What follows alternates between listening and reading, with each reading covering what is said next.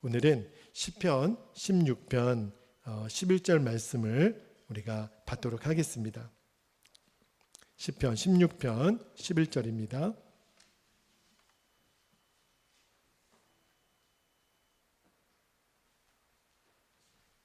자, 우리 말씀이 한 절이니까요. 우리 큰 목소리로 같이 읽도록 하겠습니다. 시작.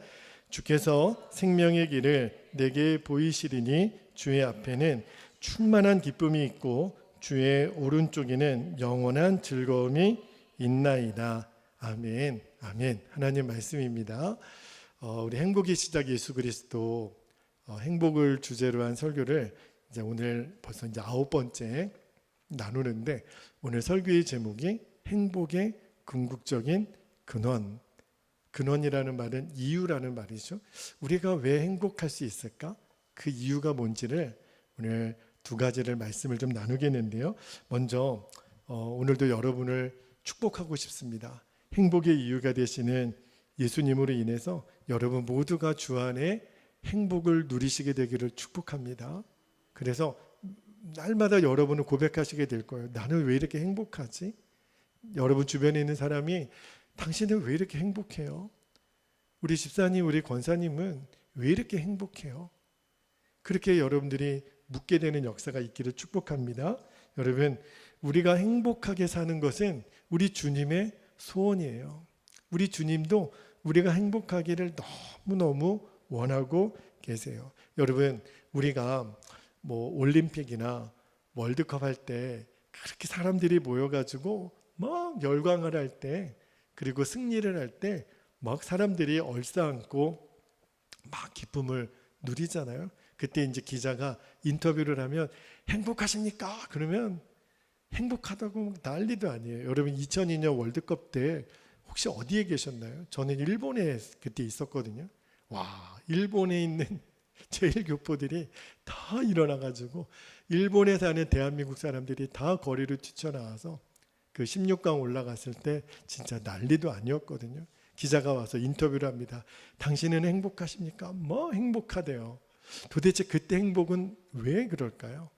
여러분, 우리가 가끔 가다가 이렇게 여행이나 피서를 해가지고 무슨 좋은 경치 있는데 산이나 들이나 바다에 가서 와, 너무너무 아름다운 경치를 보면 사람들이 행복을 느끼거든요. 와, 여기가 천국이다 이러면서 막 행복을 느껴요. 여러분, 왜 그렇게 응원할 때 또는 그 위대한 자연 앞에서 사람들이 행복을 느끼는 줄 아십니까?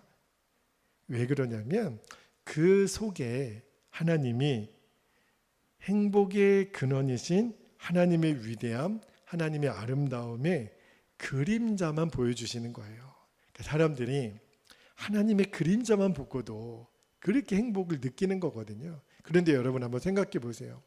하나님의 그림자만 보고도 하나님이 지으신 아름다운 그 자연이나 그러한 경치를 보고도 행복을 느낄 수 있다면, 하나님 그분을 보게 되면, 하나님 그분을 만나게 되면 그림자가 주는 행복하고 실체가 주는 행복하고 어떻게 똑같겠어요?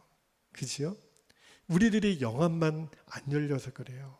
우리가 그림자만 보고 기뻐하는 사람하고 차원이 다른 실제하시는 하나님을 인하여 기쁨을 누리도록 하나님이 오늘도 우리에게 은혜를 베푸세요. 이 그림자만 보고, 하나님이 담아놓은 그림자만 보고 행복의 파랑새를 찾아다니는 사람들은 결국은 지루합니다. 결국은 아무리 좋은 곳에 살아도요, 사람은 시간이 지나면 그 자리가 지루하게 돼 있어요. 그리고 금방 실증이 나게 돼 있습니다. 그리고 결국은 나에게 행복을 줄 거라고 철석같이 믿었던 그 대상으로부터 우리는 배신을 당하고 상처를 당하기도 하죠. 여러분, 청교도에 제러마이어 버러스라는 목사님이 그런 이야기를 했어요. 세상에서 성공을 얻으려고 하는 사람들을 어떻게 비유를 했냐면 참 재미나게 비유를 하셨더라고요. 여러분, 배고픈 사람은 배를 채우려면 어떻게 해야 돼요? 밥을 먹어야죠. 그런데 세상에서 행복을 찾으려고 하는 사람은 배가 고파서 입을 벌리고 바람을 채우려고 하는 사람과 똑같다. 여러분, 입을 벌리고 바람으로 한번 내 배를 채워보려고 해보세요. 배가 불러질까요? 더 배고파요. 그게 바로 세상에서 행복을 찾는 자들의 마음 상태라는 거예요. 그러면서 그 목사님 뭐라고 말씀하셨냐면, 그가 여전히 허기진 이유는 바람을 충분히 들이마시지 않았기 때문이 아니라 허기진 배를 바람으로 채우려 하기 때문입니다. 아무리 바람을 여러분 마셔보세요. 지금도 배가 너무 고파요. 바람을 아무리 마신들 배가 불러질까요? 그럴 리가 없다는 거죠. 여러분, 우리가 진짜 하나님을 만나지 못하면 하나님보다 세상이 더 커 보여요. 하나님을 못 만났으니까. 그리고 세상이 나를 행복해 줄 거라고 보이지만, 근데 그거는 큰 착각이에요. 진짜 착각이에요. 세상이 우리를 행복해 주는 거 아니거든요. 예를 들면 여러분, 한 10명이 누워서 잘 수 있는 큰 소파, 가죽 소파가 있다고 상상을 한번 해보세요. 푹신푹신한 소파가 있는데, 근데 여러분, 사람 10명이 누워 잘 수 있는 그 멋진 소파가 비행기가 착륙한다고 생각해 보세요. 그 소파 위로. 그 소파가 얼마나 보잘것없고 초라한 대상이 되겠어요. 그죠? 마치 이렇다는 거예요. 우리가 세상이 나를 행복하게 해줄 거라고 생각하는 것이 마치 이 비행기가 소파 위에 착륙할 때 그 소파가 얼마나 초라해지겠어요. 세상이 그렇다는 거예요. 왜냐하면 하나님이 주시는 어마어마한 행복, 하나님이 주실 수 있는 어마어마한 기쁨이 있으니까. 할렐루야. 오늘 시편 16편 11절 말씀은 제가 예전에 그 수요 예배 때 이제 시편 강해를 할 때도 한번 말씀을 드렸는데, 오늘 이 말씀을 다시 한번 좀 묵상하기를 원하는 것은, 왜 우리 주님이 우리에게 행복의 근원이 되시는지 너무너무 중요한 두 가지 이유를 다윗이 우리에게 말씀하고 있어요. 자, 16장 11절 말씀을 다시 한번 볼게요. 11절 말씀을 보면, 주께서 생명의 길을 내게 보이시리니 주의 앞에는 충만한 기쁨이 있고 주의 오른쪽에는 영원한 즐거움이 있나이다. 자, 두 가지 주님이 행복의 이유가 되시는 근거가, 첫 번째는 주님이 우리에게 뭘 주셨냐면 생명을 주셨기 때문이라는 거예요. 그리고 두 번째는 왜 주님이 우리에게 기쁨의 근원이 되시냐면, 행복의 이유가 되시냐면, 주님이 우리에게 영원한 기쁨을 주시기 때문이라는 거예요. 자, 이제 내 자신이 이제는 나는 행복의 이유, 행복의 근원을 찾은 사람인지 아닌지는 뭘 가지고 분별할 수 있냐면, 그것이 내가 찾고자 하는 그 행복의 이유라고 생각하는 것이 나에게 생명을 줄 수 있는 것인지, 그리고 영원한 기쁨을 줄 수 있는 것인지.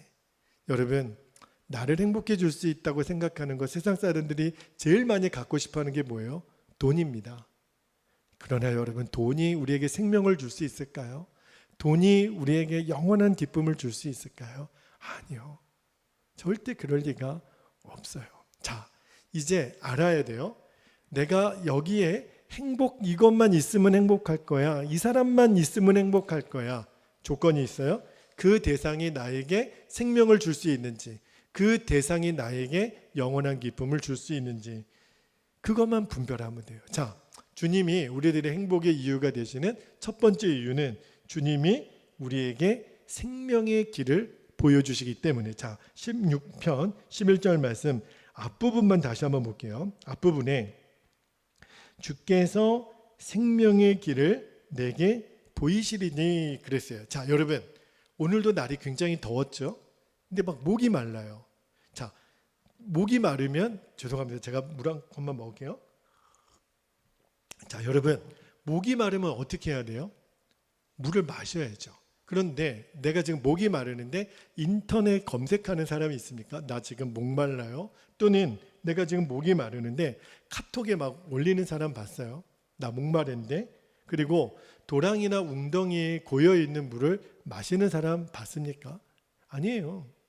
내가 목이 마르면 생수를 사다가 마시면 돼요. 그죠? 제가 왜 이 말씀을 드리냐면 우리들의 인생의 갈증도요, 어디서 찾아야 되느냐는 거예요. 우리는 아무거나 마시면 안 되거든요. 그리고 아무리 찾아봐도 생수를 찾아서 마셔야 되는데, 육의 갈증은 그냥 물을 마시면 되겠지만 영혼의 갈증은 어디에서도 나를 만족시킬 수 있는 생수는 없어요. 오직 하나, 예수님 뿐입니다. 예수님이 요한복음 7장 37절에 38절, 어저께 저희 가정에서 가정 예배를 드리는데 이 말씀을 붙들고 기도를 했었어요. 예수님이 이렇게 말씀하셨습니다. 명절 끝날 곧 큰 날에 예수께서 서서 외쳐 이르시되, 거기 밑줄 한번 해볼까요? 누구든지 목마르거든 내게로 와서 마시라. 38절에 나를 믿는 자는 성경의 이름과 같이 그 배에서 생수의 강이 흘러 나오리라. 지금 여러분의 배에서 생수의 강이 흘러 넘치고 계시죠? 왜냐하면 우리가 예수님 안에 있기 때문에 그래요. 예수님이 내 안에 있기 때문에. 나를 마시라. 여러분, 성경은요, 오직 예수님만 우리에게 생명을 주시는 분이라고 말씀하세요. 말씀 한 구절만 더 찾아볼게요. 요한복음 14장 6절에 보면 굉장히 유명한 말씀이죠. 제가 한번 읽어드릴게요. 예수께서 이르시되 내가 곧 길이요 진리요, 그 다음에 뭐라 그랬죠? 생명이니 나로 말미암지 않고는 아버지께로 올 자가 없느니라. 예수님은 당신 스스로를 설명할 때 나는 길이요 진리요 생명이다. 생명이라고 하는 것은 예수님이 기쁨의 이유가 되시는 첫 번째 이유라고 말씀드렸죠. 자, 골로새서 3장 4절에 보면 사도 바울이 이렇게 고백을 합니다. 4절에 우리의 생명이신 그리스도께서 나타나실 그때에 너희도 그와 함께 영광 중에 나타나리라. 분명히 그랬어요. 사도 바울도 예수님이 우리들의 생명이시라고. 한 구절만 더 찾아볼게요. 요한일서 5장 12절에 보면 이렇게 말씀합니다. 아들이 있는 자에게는 생명이 있고 하나님의 아들이 없는 자에게는 생명이 없느니라. 자, 우리가 아까 생명 주께 있네, 이 찬양을 너무너무 기쁘게 드렸는데, 자, 여러분 안에 생명이 있으시죠? 왜냐하면 우리는 예수님을 영접한 사람이니까. 그러니까 진짜 기쁨의 이유는요, 진짜 기쁨의 근거가 되는 대상은 우리에게 뭘 줄 수 있어야 된다고요? 생명을 줄 수 있는 존재. 그 존재는 예수님 뿐이라는 거예요. 여러분, 우리들의 진정한 생명은요, 영이 살아나는 거거든요.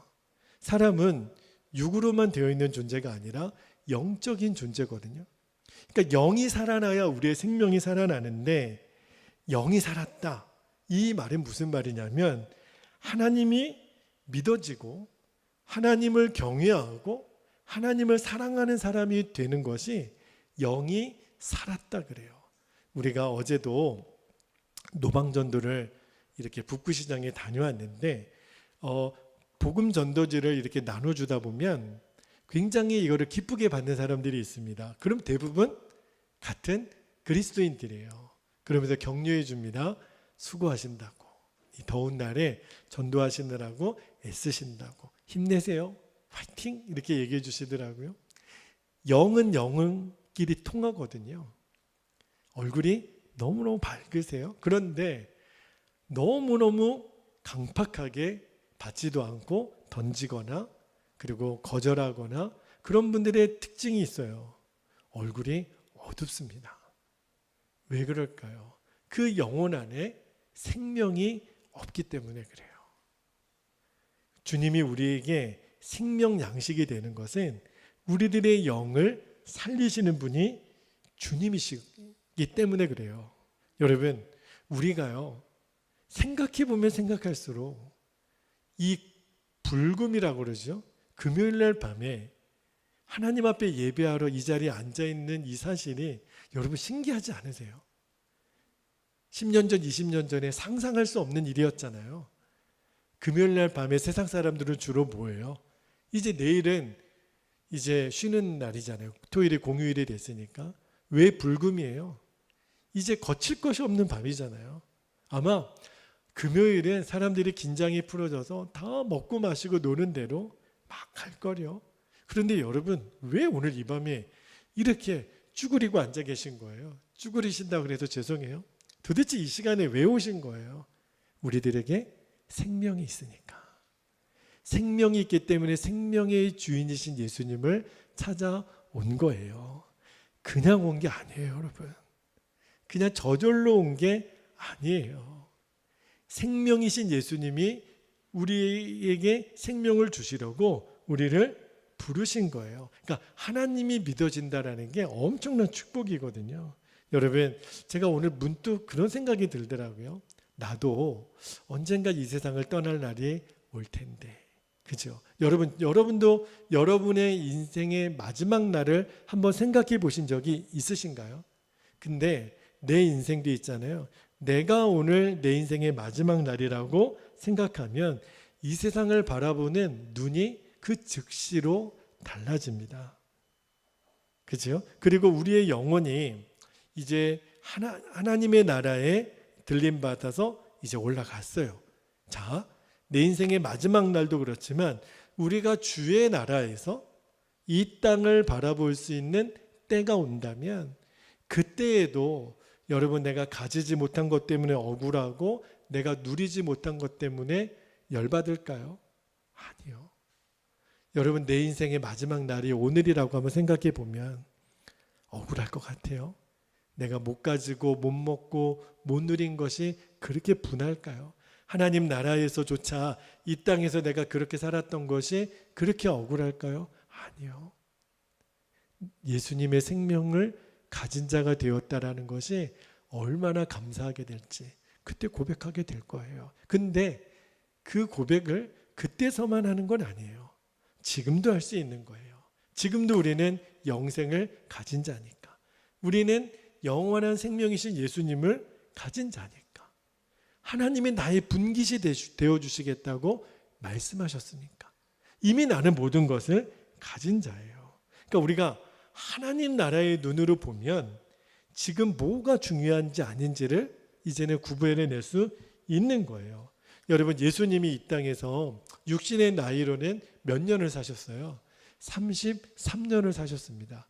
적어도 이 자리에 우리 태호 빼고는 예수님보다 더 많이 사셨어요. 그죠? 하나님의 아들 예수님보다 더 많이 사셨어요. 그러니까 예수님은 육신의 나이로는 굉장히 단명하신 거죠. 그런데 예수님은 이 땅에 사시는 그 33년 동안 이 땅의 사람들의 눈으로 이 세상을 바라보지 않았어요. 하나님 나라의 눈으로 이 세상을 바라보니까 제자들에게 늘 뭐라고 말씀하셨냐면 너희는 두려워하지 마라. 염려하지 마라. 그죠? 근심하지 마라. 믿기만 하라. 그리고 가진 것을 다른 사람들에게 나눠주라. 원수도 용서하라. 십자가를 지고 나를 따르라. 예수님이 하신 말씀 한 구절 한 구절 잘 생각해 보면 세상적인 기준으로 보면 못난 이들의 고백이에요. 그죠? 없는 자들의 고백이죠. 실패자들의 고백이죠. 그러나 하나님 나라의 눈으로 바라보면 예수님이 말씀하신 모든 고백들이 진리가 됩니다. 우리에게 그 진리를 가르쳐 주신 거예요. 그러니까 예수님을 바라보고 하나님 그분과 더 친밀해지면 친밀해질수록 우리는 하나님 그분과 화평하게 되고 다른 사람들하고도 화평하게 되고 거룩하게 사는 것이 우리들의 진짜 목적이 돼요. 그래서 거룩이 능력이 되는 거거든요. 여러분, 하나님 나라를 바라보지 못하니까 예수님의 제자들도 그랬어요. 하나님의 나라를 정말 바라보지 못하니까 누가 크냐 하고 서로 싸웠다 그랬잖아요. 그죠? 자존심 싸움하고 다투고. 우리도 똑같아요. 하나님을 바라보지 못하는 사람들은 늘 특징이 있어요. 누가 더 크고 누가 더 높냐 맨날 싸워요. 우울하고 낙심하고 염려하고 은밀한 죄에서 못 벗어나고 하나님이 안 바라봐지니까. 그죠? 저는 목회도 똑같다 그래요.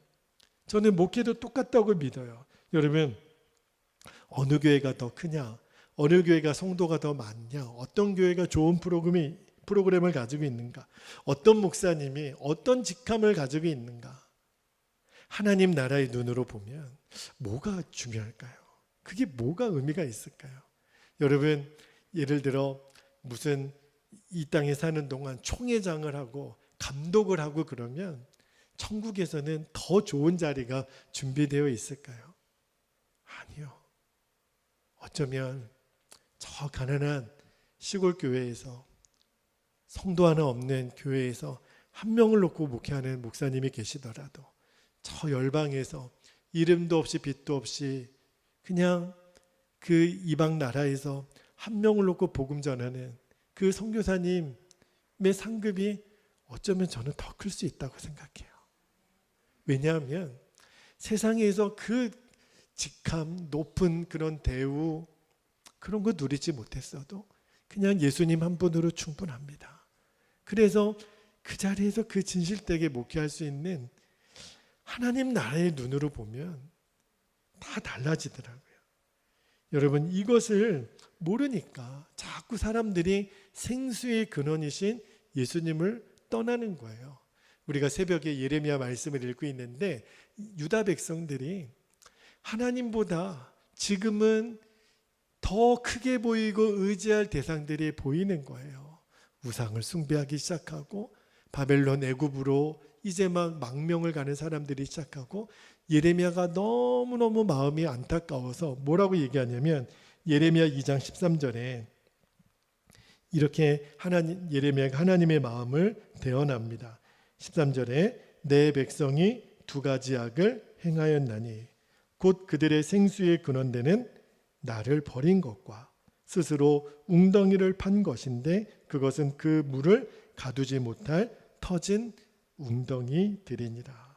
여러분, 밑 빠진 독에 물을 부으면 어떻게 되죠? 채워지나요? 아니요. 다 세어버리고 말잖아요. 그런데 반대로 주님을 바라보고 주님을 더 알고 주님과 더 친밀해지면 친밀해질수록 내가 내 인생의 갈증을 더 이상 느끼지 않아요. 영혼의 목마름이 없어져요. 옛날에는 이거 없으면 죽을 것 같고 옛날에는 이 사람 없으면 죽을 것 같고 옛날에는 이거 누리지 못하면 죽을 것 같은데 아니에요.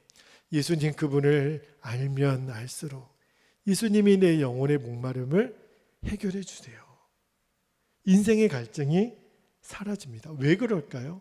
생명의 역사가 일어나니까. 예수님과 가까이 하면 가까이 할수록 내 안에 일어나는 역사가 뭐냐면 생명의 역사예요. 생명의 힘이 너무 놀라워요. 제가 요즘 이렇게 낮에 교회에 있다가 이렇게 날이 더우니까 인간도 목이 마른데 식물들, 나무들도 얼마나 목이 마르겠어요. 그래서 제가 물을 담아가지고 이 꽃들에게 물을 주는데 어느 순간에 정말 이게 다 죽은 줄로만 알았던 이 꽃들이 여름이 되고 빛이 비춰지고 물을 부어주니까 자라는 거예요. 새순이 계속 나고 꽃이 피고 이 생명의 힘을 누가 막겠어요? 여러분, 요즘 그 1세대 그러니까 혼자 세대들이 그렇게 많아진다 그러더라고요. 단독 세대 세대들이. 근데 그래서 요즘 많은 사람들이 애완견을 그렇게 기른다 그래요. 왜냐하면 밖에 나가서 집에 돌아왔는데 아무도 없는 거예요.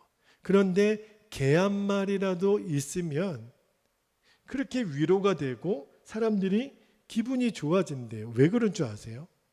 생명을 접촉하고 있으니까. 그러니까 생명은요, 생명을 만나야 생명의 그 위대함을 계속 느끼게 되는 거거든요. 그래서 애완견을 키우는 거예요. 여러분, 아무리 인공지능이 발달해서 요즘 뭐 메타버스다, AI, 인공지능이다 얘기하지만 그런 기계에 둘러싸인 것과 뭐 맨날 뭐 이렇게 뒤집어 쓰고 뭐 가상현실 요즘 그게 그렇게 실제처럼 느껴진다 그러나요? 그런데 거기에는 생명의 역사가 없어요. 왜냐하면 진짜가 아니니까. 생명은 생명을 만나야 생명을 느끼는 거예요. 생명을 접촉하는 거죠. 농부들이 얼마나 힘들어요. 이제 막 모내기 들어가고 그러더라고요. 그래서 막 지난주에 우리 강인구 성도님 댁에 신방 갔다가 와, 저는 논에 그렇게 막 뒤집고 물 담아 놓는 이런 시스템을 잘 몰랐어요. 근데 우리 권한희 집사님이 잘 설명해 주셔서 아, 저걸 뭐 뒤집고 또 뭐 모내기 준비하고 하는 거구나. 그런데 이 농부가 여름 내내 일하는 게 얼마나 고돼요. 그런데도 왜 농부들이 그렇게 힘든 일을 끝까지 완수하는 줄 아십니까? 생명을 접하고 있기 때문에 일하는 거예요. 아, 생명을 접하면 사람들이 힘이 나는구나. 생명을 공급받으면 사람들이 살 맛이 나는구나. 여러분, 우리가요, 이제 여러분 다른 사람을 대할 때도 이제 명심하실 것은 늘 우리들의 마음가짐에 생명과 생명이 만나는 시간이라는 것을 늘 기억해야 돼요. 그래야 사람의 만남을 통해서 힘을 얻습니다. 여러분, 아무나 만난다고 해서 힘을 얻는 게 아니라니까요. 나와 하나님의 주신 영이 같은 사람들이 만나면요, 그냥 별 얘기 아닌 것 같은데도 서로에게 위로가 되고 힘이 돼요. 왜냐하면 생명이신 예수님이 우리 각 사람에게 서로에게 힘이 되어주도록 역사하시니까. 이게 생명의 역사예요. 근데 일이나 성공이나 외적의 숫자로 환산되는 것으로 세상의 성공으로 내가 행복의 기쁨을 찾으려고 하는 사람들은요, 결국은 영혼이 황폐해집니다. 왜 그럴까요? 거기에는 생명의 역사가 없기 때문에 그래요. 생명은 생명을 낳는 거거든요. 생명이 없는 곳에 생명이 기쁨을 누리려고 하니까 누릴 수가 있나요? 없죠. 여러분, 잘 보세요. 우리가 동물을 통해서도 사람을 통해서도 그렇게 생명의 힘을 느낄 수 있다면 살아계신 하나님으로부터는 얼마나 위대한 힘을 공급받겠어요. 그지요? 생명과 접촉하는데 하나님은 생명의 주인이시거든요. 그분과 계속 접촉하는데 어떻게 우리가 힘을 공급받지 않으며 행복의 이유를 누리지 못하겠어요. 그지요? 생명이 넘치는 삶, 진짜 행복의 삶이 여기에 있는 거예요. 생명이신 예수님하고 계속 접촉하는 거예요. 오늘 이 눈이 열리게 되시기를 축복합니다. 흔히 예배를 잘 드리십시오, 큐티하십시오, 봉사하십시오, 기도하십시오, 그런 이야기들을 많이 하는데, 그러나 그 본질은요, 예배나 성경 읽기나 또는 기도나 봉사나 그 자체에 있지 않고요, 그것을 통해서 생명이신 예수님을 만나는 것에 초점이 있는 거예요. 여러분, 오늘 성령 집회가 돼서 오늘 예배에 잘 오셨는데 목적은 하나예요. 오늘 예배를 통해서 생명이신 예수님을 만나는 시간이에요. 오늘 말씀과 기도를 찬양을 통해서 생명이신 예수님을 만나는 거예요. 만약에 그게 아니고 무조건 해야 된다, 무조건 예배 드려야 된다, 무조건 기도해야 된다, 그러면요, 우리는 다 종교생활 하는 것뿐이에요. 오늘도 생명이신 예수님이 여러분에게 충만히 누려지는 밤이 되기를 축복합니다. 두 번째, 예수님이 우리들의 생명의 이유가 되시는, 근원이 되시는 두 번째 이유는 뭐라 그랬냐면 충만한 기쁨, 영원한 즐거움이 주님께 있기 때문이라고 말씀하세요. 자, 11절 하반절 다시 한번 읽어보면 주의 앞에는 충만한 기쁨이 있고 주의 오른쪽에는 영원한 즐거움이 있나이다. 그냥 기쁜 게 아니에요. 충만한 기쁨인데 그 즐거움은 영원하다 그랬어요. 여러분, 하나님을 믿는 성도들에게는요, 결정적으로 다른 특징이 있습니다. 그게 뭐냐면 얼굴이 밝아요. 그냥 얼굴이 하얗다는 게 아니라 얼굴이 밝아요. 저는 얼굴이 좀 시꺼먼 편입니다. 제가 지금 이거는 성경적인 근거는 없는 이야기인데 예전에 저희 주일학교 전도사님이 그런 얘기를 하시더라고요. 얘들아 왜 세상에는 백인이 있고 흑인이 있고 우리처럼 황색 인종이 있는 줄 아니? 그래서 모르겠는데요. 그랬더니 하나 가르쳐 주시면서 하나님이 태초에 인간을 만드실 때 진흙으로 만드셨다. 그래서 진흙은 잘 구워야 때깔이 나기 때문에 하나님이 잘 빚으신 다음에 이제 아궁이에 집어넣고 잘 구우는데 하나님이 너무 깜빡이 있고 너무 늦게 오셔서 너무 오래 태워서 나온 사람이 흑인이고 그리고 또 진흙으로 빚어서 집어넣은 다음에 너무 빨리 와서 꺼내서 나온 사람이 백인이고 우리는 하나님이 너무너무 알맞게 구워서 희지도 검지도 않고 딱 중간에 이 노릿노릿하게 잘 구워서 만든 인종이 우리 황인종이야. 그렇게 이제 설명을 하시는데 그때는 저는 성경에 그런 이야기가 있는 줄 알았어요. 그래서 우리 황인종이 대단한 거구나. 우리 빛깔을 보면서.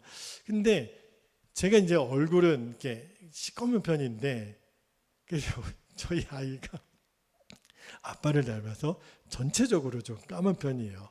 근데 저보다 얼굴은 좀 하얘서 얼마나 감사한지. 근데 여러분 얼굴이 검은 거는 상관이 없어요. 얼굴이 뭐 이렇게 때깔이 뭐 밝든 뭐 누리끼리 하든 상관없어요. 하나님을 잘 믿는 사람들에게는요 특유의 영혼의 밝음이 있습니다. 기쁨이 있어요.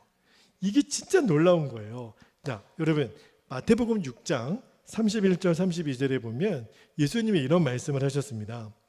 그러므로 염려하여 이르기를 무엇을 먹을까 무엇을 마실까 무엇을 입을까 하지 말라. 이는 다 이방인들이 구하는 것이나 너희 하늘 아버지께서 이 모든 것이 너희에게 있어야 할 줄을 아시느니라. 여러분 이 말씀을요 너무 황홀한 거 아니에요? 아니 염려하지 않는 인생이 된다는 거예요. 요즘처럼 경제적인 문제로 걱정거리가 많은 사람들에게는 진짜 구원 아니에요.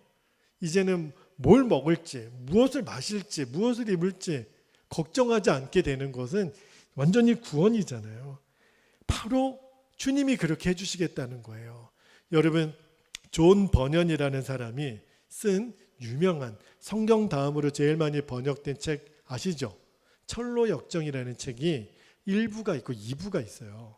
1부에는 크리스천이 주인공이고 2부에는 그의 아내 크리스티아가 주인공인데 2부에는 크리스티아가 자비라고 하는 여인과 함께 자매님 두 분이 이제 천국문을 향해서 여행을 하는데 그때 그 하루는 자비라고 하는 그 여자분이 잠을 자다가 꿈을 꾼 거예요. 그리고 꿈을 꾸면서 막 웃더래요. 그래서 이 크리스티아가 왜 이렇게 자면서 웃느냐고 너무 신기해가지고 자비양에게 이제 흔들어 깨우면서 자비양 왜 이렇게 꿈꾸면서 그렇게 싱글벙글 웃어요? 이렇게 물어봤더니 자비양이 그런 대답을 하더라는 거예요. 꿈속에서 자기가 이 누더기 옷을 걸친 채 아주 더러운 모습으로 그냥 자신의 마음에 그냥 무정한 마음에 막 탄식하고 있는데 한 천사가 나타나서 묻더라는 거예요. 왜 여기에 울고 있느냐. 그래서 나는 이렇게 가난하고 누더기 옷만 입고 내 마음이 너무 가난한 것 같아서 그렇게 탄식하고 있습니다. 그랬더니 그 천사가 너에게 평강이 있을지어다. 그러면서 손수건으로 눈물을 닦아주더래요. 그러면서 자비양 저를 따라오세요. 그러면서 이제 목걸이, 귀걸이, 금, 아름다운 관을 씌워주고 어디론가 데리고 가는데 커다랗게 있는 황금문이 나오는 거예요. 그리고 그 황금문의 앞에서 뭐라고 하니까 그 문이 열리다라는 거예요. 그러니까 별처럼 태양처럼 환한 빛이 비추면서 황금문을 지나 큰 보좌 앞에 나아가는데 보좌에 앉으신 하나님이 이렇게 말씀하시더래요. 내 딸아 환영한다. 그 꿈을 꾼 거예요. 그러니까 꿈속에서 계속 싱글벙글 해가지고 꿈이 깬 거라는 거죠. 근데 존 버년이 이 글을 쓰면서 무슨 이야기를 하신 거냐면 이것이 바로 모든 사람 그리스도인들이 누리는 복이라는 거예요. 여러분, 그 자비양이 꾸었던 꿈을 내가 못 꾸어서 내가 그 기쁨을 누리지 못하는 건가요? 아니에요. 그 꿈은 우리가 꾸지 않아도 그렇게 되어질 거라고 하나님이 약속을 하신 거예요. 그러니까 여러분 이제부터 여러분이 어디를 가도 학교를 가도 직장을 가도 누구를 만나더라도 싱글벙글 하셔야 되는 거예요. 무슨 좋은 일인가 봐요. 그러면 이제 우리는 딱 얘기하죠. 있지요. 뭔데요? 비밀입니다. 궁금해요? 궁금하면 이제 주일날 교회 오시면 제가 가르쳐 드리죠. 그러니까 세상 사람들은 이해를 못하는 거예요.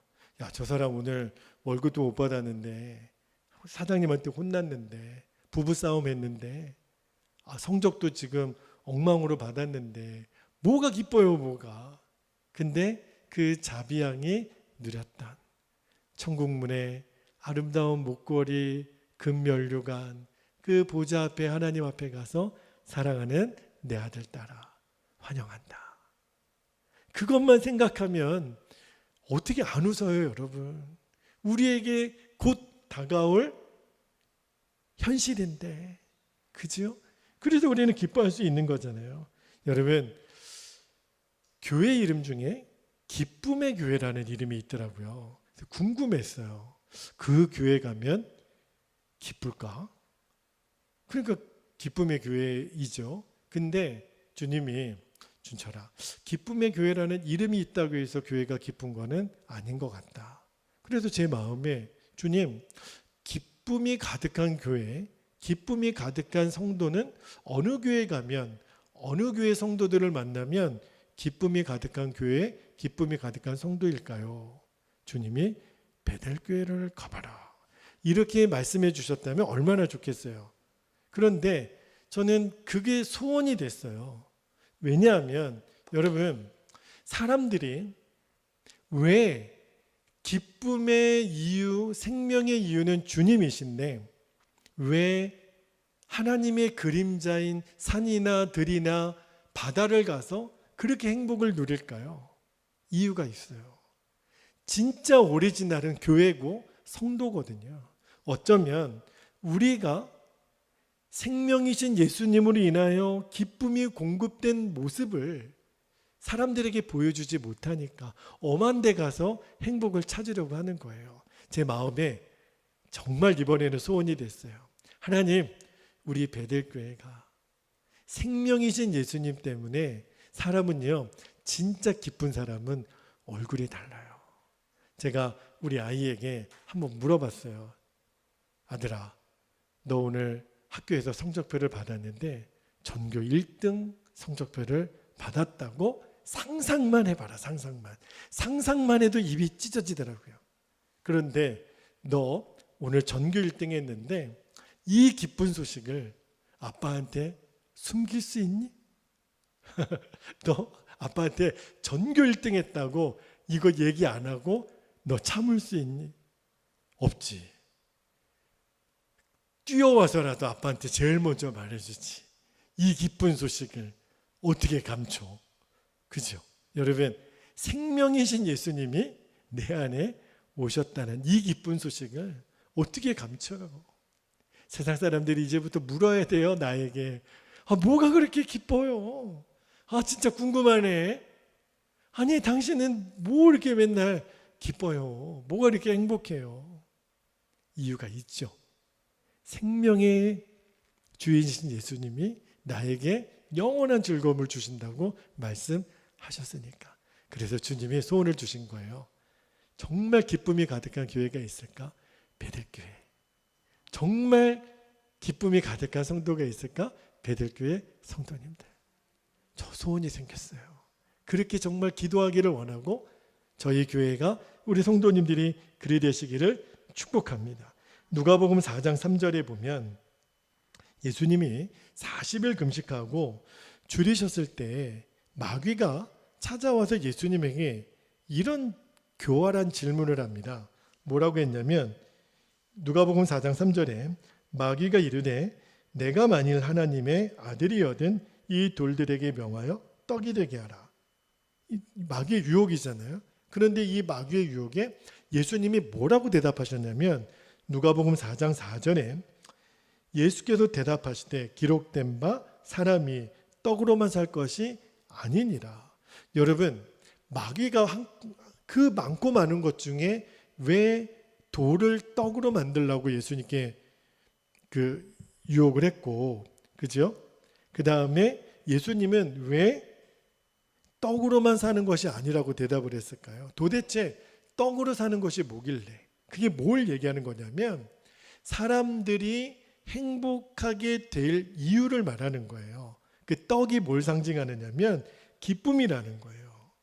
여러분, 이제 우리가 이제 기도할 텐데 이제는 눈을 뜨셔야 돼요. 떡보다 더 좋은 것이 있다는 거예요. 예수님이 사람이 떡으로만 살 것이 아니라는 말은 너희들이 이 세상에서 행복이라고 생각하는 것보다 더 본질적인 기쁨이 있다라는 거예요. 그거를 지금 말씀하시는 거거든요. 여러분, 이것을 발견해야 합니다. 교회는 다녀도 이 비밀을 발견하지 못한 성도님들이 너무너무 많아요. 여러분, 이제 아셔야 돼요. 우리들에게 진짜 기쁨을 주는 거는 좋은 집, 좋은 차, 좋은 여행지에 가서 그래서 나에게 만족을 주는 게 아니라는 것을 이제는 기억하셔야 돼요. 진정한 기쁨은 하나님 말씀에 있습니다. 그리고 주님과의 친밀한 관계에 있어요. 여기에 눈이 떠야 돼요. 만약에 여기에 눈이 뜨이지 않으면 우리는 마귀가 던져주는 떡에 다 무너집니다. 어느 누구라도 다 무너집니다. 예수님이 나에게 진짜 기쁨을 주실 수 있는 분이고 그분과의 내가 생명의 접촉이 늘 없는 사람은 마귀의 유혹을 이길 재간이 없어요. 참 생명과 영원한 기쁨은 주님이 주십니다. 여러분, 이 이야기를 너무 많이 들었기 때문에 정말 귓전으로 들으시면 안 돼요. 여러분, 그래서 이 참 생명과 영원한 기쁨에 눈이 뜨인 사람들의 결정적인 특징이 있어요. 그게 뭐냐면 기도가 깊어집니다. 기도하는 시간뿐만 아니라 내 기도의 깊이가 정말 깊어져요. 근데 기도가 깊어지면 행복을 줍니다. 희한한 게 기도는요, 하면 할수록 기도가 깊어지면 깊어질수록 내 안에 기쁨이 샘솟아 올라요. 왜 그런 줄 아세요? 기도하면 할수록 하나님을 바라보게 해주니까. 왜 우리가 말씀을 읽어요? 말씀을 읽으면 읽을수록 하나님을 바라보게 해주니까. 왜 우리가 전도해요? 전도하면 전도할수록 하나님을 계속 바라보게 하시니까. 우리가 큐티하고 동행일기를 쓰는 모든 것도 왜 우리에게 이렇게 기쁨을 주죠? 계속 하나님을 바라보게 해주니까. 그래서 우리가 하는 모든 신앙생활은요, 초점은 다 하나님을 바라보는 데 있어요. 그러면 우리 안에 기쁨이 누려지니까. 여러분, 이 기쁨을 누리게 되시기를 바랍니다. 오늘 너무너무 중요한 행복의 두 가지 이유. 우리에게 생명을 주시는 주님, 우리에게 영원한 기쁨과 즐거움을 주시는 주님이 우리들의 행복의 이유가 되세요. 자, 이제 우리 함께 기도하겠습니다. 세 가지 기도 제목을 붙잡고 기도하겠는데요. 첫 번째, 육신에 끌려 살지 않고 예수님의 생명으로 살게 하옵소서. 두 번째, 마음에 충만한 기쁨, 영원한 즐거움을 부어주소서. 마지막 세 번째 기도 제목이 중요합니다. 행복의 근원이신 주 예수님과 더욱 친밀하게 동행하게 하옵소서. 우리 기도 제목을 붙잡고 주님의 이름을 힘차게 부르신 후에 통성으로 기도하겠습니다. 주여, 사랑과 은혜가 많으신 아버지 하나님, 우리들의 행복의 이유가 되시는 주 예수님, 오늘 행복의 진짜 근원이 무엇인지 오늘 시편의 다윗의 고백을 통하여 우리들이 주의 말씀을 붙잡았습니다. 아버지 하나님, 주님이 우리들의 생명의 근원이 되시는 이유는 주님만이 우리에게 생명을 주실 수 있기 때문입니다. 아버지 하나님, 생명은 생명을 접촉해야 하나님 그 안에 진정한 누림과 능력이 있습니다. 우리의 인간의 영혼은 하나님, 생명이신 하나님과 접촉할 때에만 진정한 행복을 누리도록 하나님이 우리를 창조하셨습니다. 우리를 그렇게 지으셨습니다. 우리를 그렇게 만드셨습니다. 아버지 하나님, 우리는 끊임없이 나의 생명이신 주님과 연결될 때 주님, 우리는 영혼의 만족도, 목마름도, 갈증도 다 해결이 됩니다. 누구든지 내게로 와서 먹고 마시라 하셨습니다. 생명은 주께 있습니다.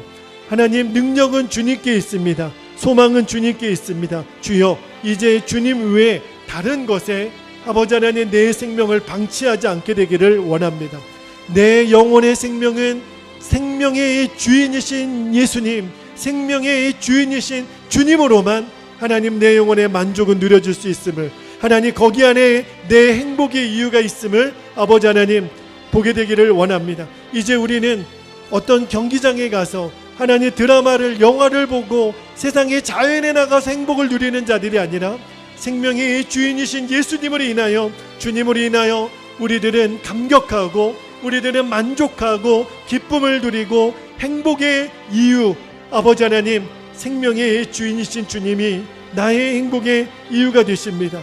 그리고 또한 그 주님이 나에게 영원한 기쁨, 영원한 즐거움을 주신다고 말씀하셨습니다. 주여, 여기에 우리의 눈이 뜨이게 되기를 원합니다. 우리가 신앙생활하는 모든 것들이 주님을 바라보게 하기에 아버지 하나님, 주님을 바라보는 그 시간이 주께 영원한 기쁨이 있음을 아버지 하나님, 이제 우리는 저 영원한 하나님의 나라에 천국 보좌에 계신 주님으로부터 사랑하는 내 아들, 사랑하는 내 딸아, 내가 너를 환영한다. 내가 너에게 금목걸이, 금면류관을 씌워주며 나의 사랑하는 아들, 나의 사랑하는 딸, 이 세상이 주는 거짓 행복에 너희들이 무너지지 아니하고 내가 진심으로 주려고 하는 이제는 저 영원한 주의 나라의 영원한 기쁨, 영원한 즐거움이 우리들의 것임을 주님, 오늘 믿음의 눈으로 우리들도 바라보게 되기를 원합니다. 주님, 육신에 끌려 살지 않게 해주시고 예수의 생명으로 살게 되기를 원합니다. 난 예수로 충만합니다. 예수님, 나의 충만이십니다. 예수님, 내 영혼의 충만이십니다. 내 마음의 충만한 기쁨, 내 영혼의 즐거움을 부어 주옵소서. 행복의 근원이신 주 예수님, 행복의 이유가 되시는 주 예수님과 더욱더 친밀히 동행하게 하여 주옵소서. 아버지 하나님, 이 기쁨을 하나님 우리들이 가는 곳마다 누리게 하여 주옵소서. 우리들의 얼굴이 빛이 나게 하여 주옵소서. 하나님, 만나는 사람마다 당신은 왜 그렇게 행복한지, 당신은 왜 그렇게 기쁜지, 즐거운지 우리가 사람들에게 궁금증을 주는 존재가 되게 하여 주옵소서. 행복의 이유가 되시는 예수님, 그 주님으로 인하여 우리들의 심령에 빛이 나게 하시고 우리들의 얼굴에 빛이 나게 하여 주옵소서. 이것이 그대로 생명을 전하는 하나님 증인이 되게 하여 주시고 생명을 전하는 전도자로 우리가 쓰임받게 하여 주옵소서. 그렇게 우리 성도들을 이끌어 주시고 아버지 하나님, 익산 땅에 아버지 하나님, 이 열방 가운데 행복이 충만한 교회, 기쁨이 충만한 교회가 어디 있습니까? 주여, 우리 베델교회가 그리 되기를 원하고 기쁨이 충만한 생명이신 예수님으로 인하여 충만한 영원한 즐거움이 있는 성도들이 어디 있습니까? 베델교회 성도들이 그리 되기를 원합니다. 주님, 우리의 소원입니다. 우리 교회가 그리 되기를 원하고, 하나님, 우리 성도들이 그 일에 눈이 열리게 되기를 원합니다. 진리가 우리를 자유하게 하신다고 했습니다. 나는 길이요 진리요 생명이 되신 예수님, 오늘도 우리들의 행복의 이유는 오직 예수님, 행복의 시작이 되시고 행복의 중간이 되시고 행복의 마침표가 되시는 예수님, 그 예수님을 마음껏 누리는 우리 교회, 우리 성도들이 되게 하여 주시옵소서. 오 아버지 하나님 감사합니다. 오 주님 감사합니다. 오 하나님 감사합니다.